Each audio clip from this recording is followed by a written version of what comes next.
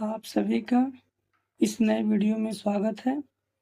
आज हम लोग कक्षा 7 अभ्यास 2 का एक सवाल सीखेंगे। तो देखिए पहला नंबर सवाल है -2/3 पे घात 5 का मान है। तो इसको हम लोग कैसे हल करेंगे? जिस संख्या पर जितना घात लगा रहता है उसको हम उतनी बार गुणा में लिखते हैं। तो चलिए हम लोग हल करते हैं इसको। कैसे करेंगे? अब -2/3 पे घात 5 है तो -2/3 को हम 5 बार गुणा में लिखेंगे। तो -2/3 गुणित -2/3 गुणित -2/3 गुणित -2/3 1 2 3 4 बार हो गया। अब हम लोग करेंगे -2/3 5 बार। अब इसका हम जैसे एलसीएम वाला गुणा करते हैं, एलसीएम निकालते उसी तरह से अंश का अंश में गुणा करते चले जाएंगे, हर का हर में गुणा करते चले जाएंगे।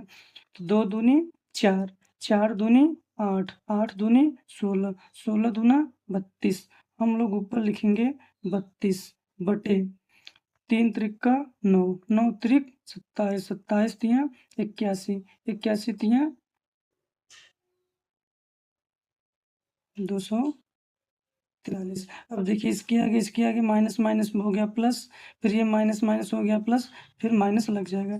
ये हमारा आंसर हो गया, यही आपका उत्तर है। ये तब हम लोग दूसरा सवाल हल करते हैं। तो दूसरा सवाल क्या है? 3125 का घातीय संकेतन है। आपका 4 ऑप्शन है। पहला ऑप्शन है 5/5, दूसरा ऑप्शन है 5/2, तीसरा ऑप्शन है 5/3, चौथा ऑप्शन है 5/4। तो हम लोग इसको हल करेंगे, तब बताएंगे इसमें से कौन सा सही है। चलिए तो हम कैसे इसको निकालेंगे? घातीय संकेतन में कैसे लिखेंगे? पहले इसका हम लोग एलसीएम निकालेंगे। देखिए 3125 एलसीएम निकालेंगे तो क्या करेंगे? पहले कितने से कटेगा चेक करेंगे। लास्ट में 5 है तो ये पहले 5 से कटेगा। 3 से कटता है या 5 से कटता है? तो हम लोग पहले 5 से काटेंगे, 3 से नहीं कटेगा, क्योंकि 5 छम 30, यहाँ 31 था, 5 छम 30 है, 1 बचा, 2 हुआ 12। तो 5 दूनी 10, 5 दूनी 10, 12 था तो 2 आया, 2 बार गया 10 आया, 2 बच गया 25, 5 बचे 25। अब ये कितने से कटेगा? अब फिर 5 से कटेगा। 5 1 का 5, 5 1 का 5, यहाँ बचा के 1, कितना हुआ 12, 5 दूनी 10, फिर कितना बचा 2, कितना हुआ 25, 5 बचे 25, कितना है 125। अब फिर 5 से कटेगा। 5 दूनी 10, लेकिन है कितना 12, 2 बचा 25, 5 बचे 25। फिर यहाँ 5 लिखेंगे, ये 5 से कटेगा, फिर 5 बचे 25, फिर 5 1 का 5। अब इसको हम गुणा में जैसे लिखते हैं उसे लिखेंगे। 5 गुणते 5 गुणते 5 गुणते 5, 1 2 3 4 5 गुणते 5। अब गिनेंगे 1 2 3 4 5, तो 5/5 हमारे ही आंसर हो जाएगा। इसमें से कौन सा ऑप्शन सही है? आपका पहला ऑप्शन सही है, 5/5 आ गया। जिस तरीके से घात के रूप में लिखा था तो हम लोग गुणा के रूप में लिखे हैं, फिर गुणा करके लिखे हैं, उसी तरह ये दूसरा नंबर सवाल है। ये गुणा करके लिखा था इस तरीके से, इसको हम लोग घात के रूप में लिखना था। तो हम एलसीएम निकाल लिए, जितना गुणा में आया यहाँ लिख लिए। 5 गुणित 5 गुणित 5 गुणित 5 गुणित 5, 1 2 3 4 5 बार है, तो आधार 5 है, 5 मान के जितना बार है उसको उतना घात लगा दिए। यही हमारा क्या हो गया? आंसर हो गया। क्या हो गया? आंसर।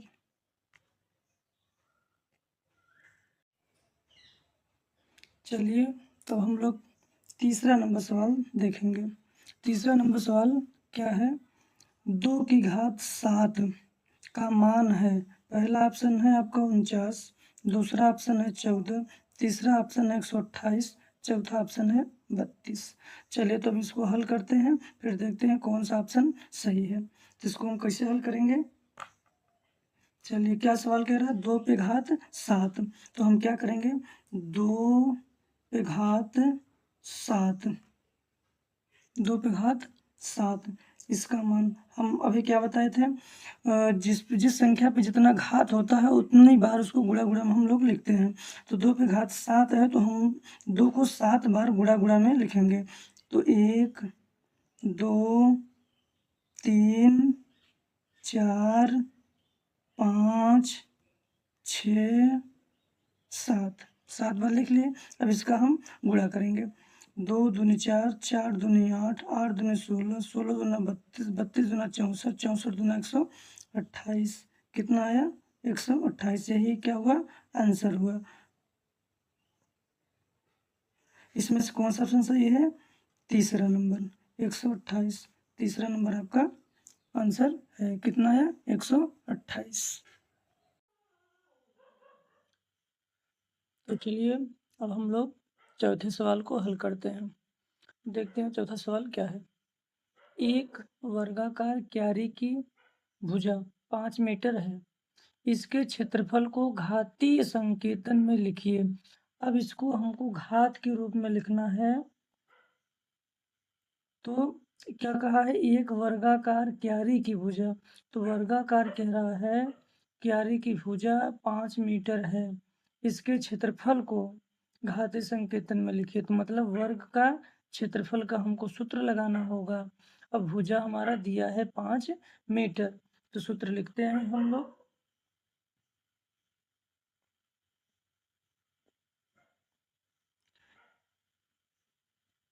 वर्गाकार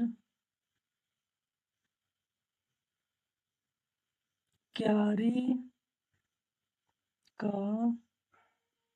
क्षेत्रफल, वर्ग का क्षेत्रफल का सूत्र होता है भुजा स्क्वायर। भुजा स्क्वायर मतलब भुजा गुणित भुजा 2 बार रहेगा। जितना घात लगा रहता है उतना बार गुणे गुणा में लिखा जाता है, बताए थे ना। तो ये 2 बार भुजा है तो भुजा स्क्वायर बराबर नीचे बराबर लगाएंगे। भुजा हमारा दिया है 5 मीटर, तो 5 मीटर का स्क्वायर घातीय संकेतन में हम लोग लिख देंगे घात के रूप में। यही हम लोगों का आंसर हो गया। चलिए तो हम लोग पांचवा सवाल को हल करते हैं। पांचवा सवाल क्या है? सरल कीजिए। पहला इसमें सवाल है 2 पे घात 4 गुणित 3 पे घात 2। तो 2 को हम क्या बताए थे? जिस पे जितना घात लगा रहता है उसको हम उतनी बार गुणा गुणा में लिखते हैं। तो 2 पे घात 4 लगा है तो 2 को हम 4 बार लिखेंगे गुणा पे। 1, 2, 3, 4। अब क्या है? यहाँ गुणा है, यह गुणा लगा देंगे। अब 3 पे घात 2 है, 3 को 2 बार गुणा गुणा में लिखना है। अब इसका गुणा कर लेना। 2 दूनी 4, 4 दूनी 8, 8 दूनी 16, 16 तीन 48, 48 तीन 3 8 24 के 4 हासिल में 2, 3 चौक 12, 2 14। कितना आंसर आया? 144 आंसर आ गया। अब हम लोग दूसरा सवाल को देखते हैं। यहाँ क्या है? -2 पे घात 3 है, तो -2 को हम 3 बार गुणा गुणा में लिखेंगे। तो -2 गुणते -2 गुणते -2। अब यहाँ गुणा लगा है, इसको गुणा लगाओ। अब 10 को भी 3 बार लिखना है। -10 गुणते -10 गुणते -10। 3 बार हो गया, 1 2 3। अब इसका हम मल्टीप्लाई कर लेंगे, गुणा कर लेंगे पूरे का। 2 दूनी 4, 4 दूनी 8। अब इसका 10 धम्मा 100 धम्मा 1000। अब देखिए इसका माइनस माइनस प्लस माइनस, -8 गुणते -1000। 10 धम्मा 100, 100 धम्मा 1000। माइनस माइनस प्लस 8 गुणा हो जाएगा, आ जाएगा 8000। ये क्या हो गया? आंसर। चलिए तो हम लोग छठवां नंबर सवाल को हल करते हैं। छठवां नंबर सवाल क्या है? 15,625 के अभाज्य गुणनखंड ज्ञात कर। 15,625 को आधार 5 पर घातीय संकेतन के रूप में व्यक्त कीजिए।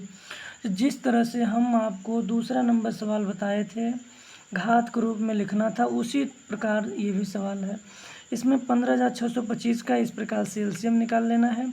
आधार 5 मान के जितना बार गुणा गुणा में यहाँ आएगा वही लिख देना है। तो 5 घात 6 बार आएगा। ठीक, यही आपका आंसर हो जाएगा। एकदम दूसरा नंबर सवाल की तरह हल करना है, हल कर लेंगे आप लोग, आ जाएगा।